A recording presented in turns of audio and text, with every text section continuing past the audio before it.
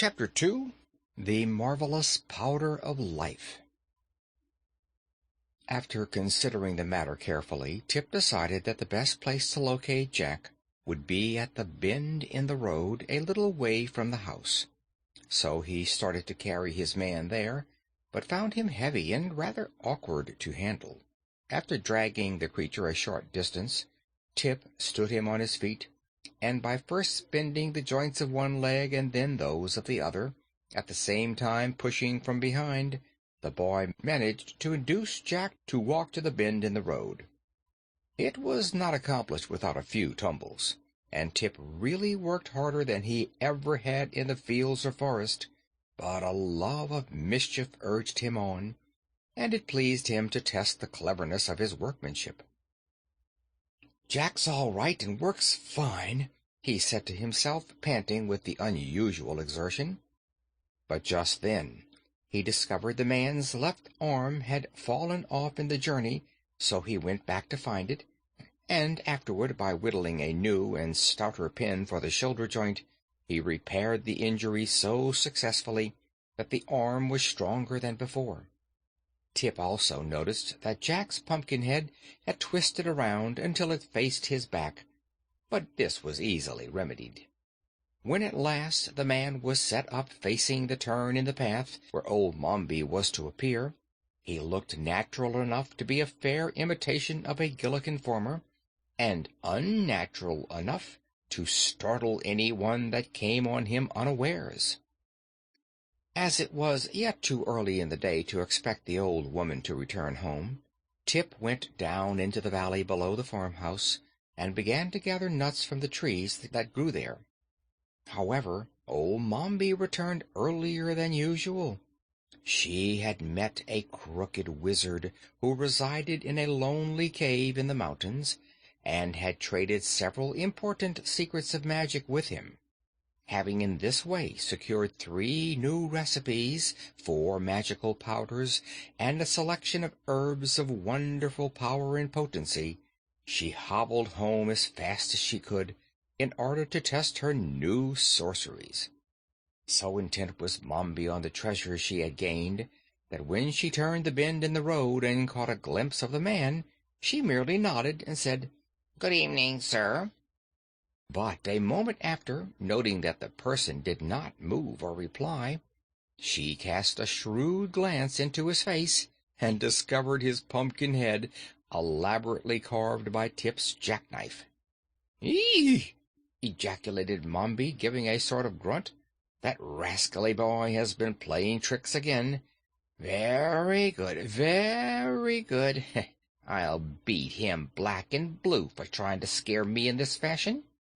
Angrily she raised her stick to smash the grinning pumpkin head of the dummy, but a sudden thought made her pause. The uplifted stick left motionless in the air.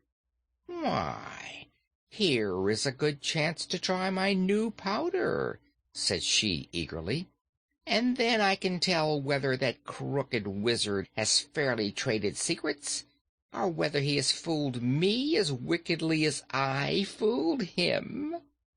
So she set down her basket and began fumbling in it for one of the precious powders she had obtained. While Mombi was thus occupied, Tip strolled back with his pockets full of nuts, and discovered the old woman standing beside his man, and apparently not the least bit frightened by it. At first he was generally disappointed, but the next moment he became curious to know what Mombi was going to do. So he hid behind a hedge where he could see without being seen, and prepared to watch. After some search, the woman drew from her basket an old pepper box, upon the faded label of which the wizard had written with a lead pencil, "Powder of Life." "Ah, here it is!" she cried joyfully. "And now let us see if it is potent.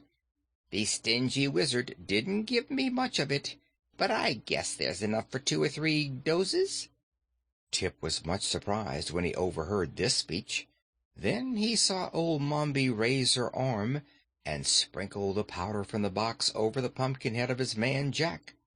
She did this in the same way one would pepper a baked potato, and the powder sifted down from Jack's head and scattered over the red shirt and pink waistcoat and purple trousers Tip had dressed him in, and a portion even fell upon the patched and worn shoes.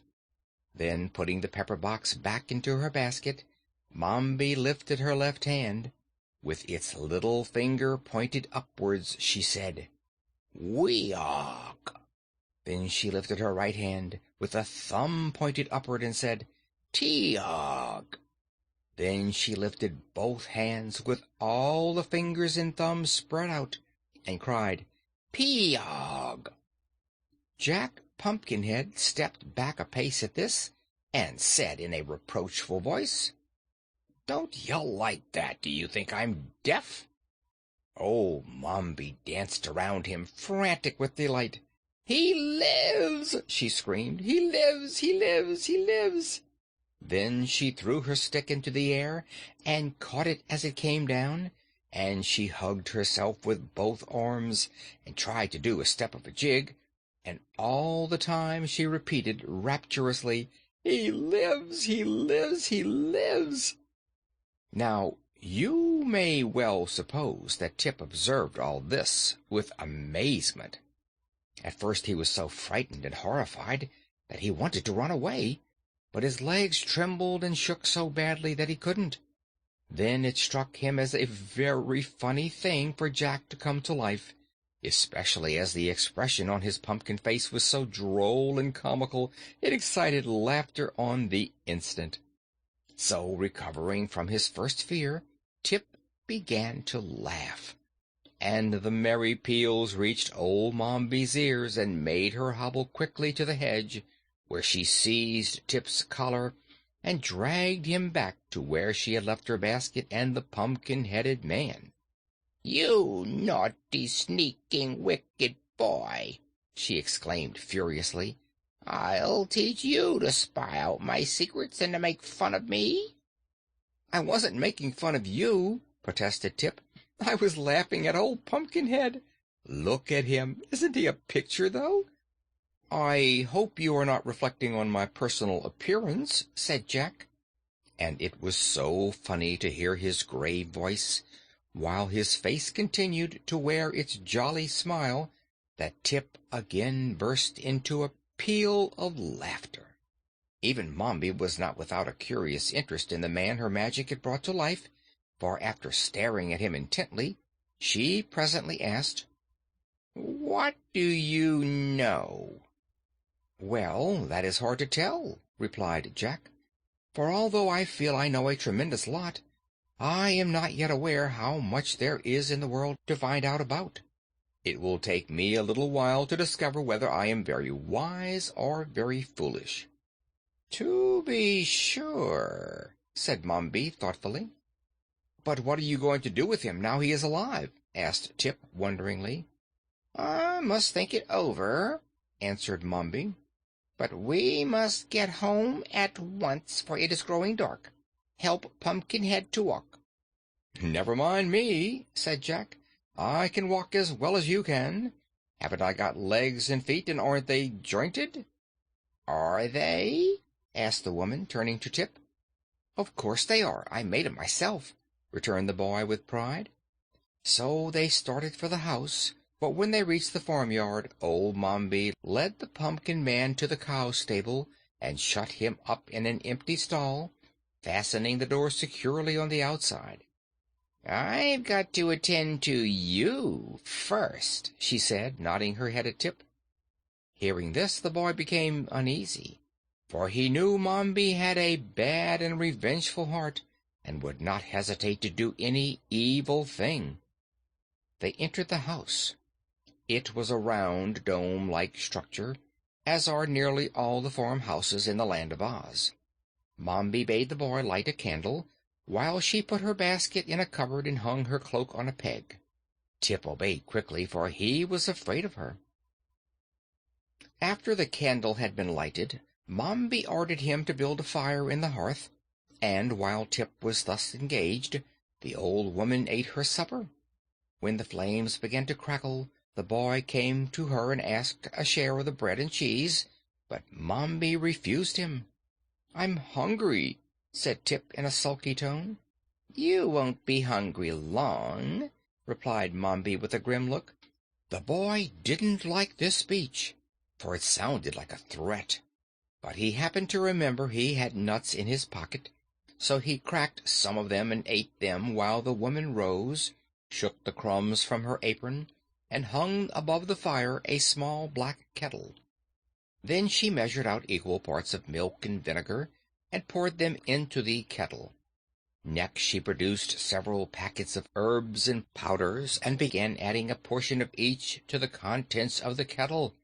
Occasionally she would draw near the candle and read from a yellow paper the recipe of the mess she was concocting. As Tip watched her, his uneasiness increased. "What is that for?" he asked. "For you," returned Mombi briefly. Tip wriggled around upon his stool and stared a while at the kettle, which was beginning to bubble. Then he would glance at the stern and wrinkled features of the witch, and wish he were any place but in that dim and smoky kitchen, where even the shadows cast by the candle upon the wall were enough to give one the horrors. So an hour passed away, during which the silence was only broken by the bubbling of the pot and the hissing of the flames. Finally Tip spoke again. "Have I got to drink that stuff?" he asked, nodding toward the pot. "Yes," said Mombi. "What'll it do to me?" asked Tip. "If it's properly made," replied Mombi, "it will change or transform you into a marble statue." Tip groaned and wiped the perspiration from his forehead with his sleeve. "I don't want to be a marble statue," he protested. "That doesn't matter. I want you to be one," said the old woman, looking at him severely. "What use'll I be then?" asked Tip. "There won't be anyone to work for you." "I'll make the Pumpkinhead work for me," said Mombi. Again Tip groaned. "Why don't you change me into a goat or a chicken?" he asked anxiously. "You can't do anything with a marble statue." "Oh, yes, I can," returned Mombi. "I'm going to plant a flower garden next spring, and I'll put you in the middle of it for an ornament. I wonder I haven't thought of that before. You've been a bother to me for years." At this terrible speech, Tip felt the beads of perspiration starting all over his body, but he sat still and shivered and looked anxiously at the kettle. "Perhaps it won't work," he muttered in a voice that sounded weak and discouraged. "Oh, I think it will," answered Mombi cheerfully. "I seldom make a mistake." Again there was a period of silence, a silence so long and gloomy that when Mombi finally lifted the kettle from the fire, it was close to midnight. "You cannot drink it until it has become quite cold," announced the old witch, for in spite of the law, she had acknowledged practicing witchcraft. "We must both go to bed now, and at daybreak I will call you and at once complete your transformation into a marble statue." With this she hobbled into her room, bearing the steaming kettle with her, and Tip heard her close and lock the door. The boy did not go to bed, as he had been commanded to do, but still sat glaring at the embers of the dying fire. End of chapter 2.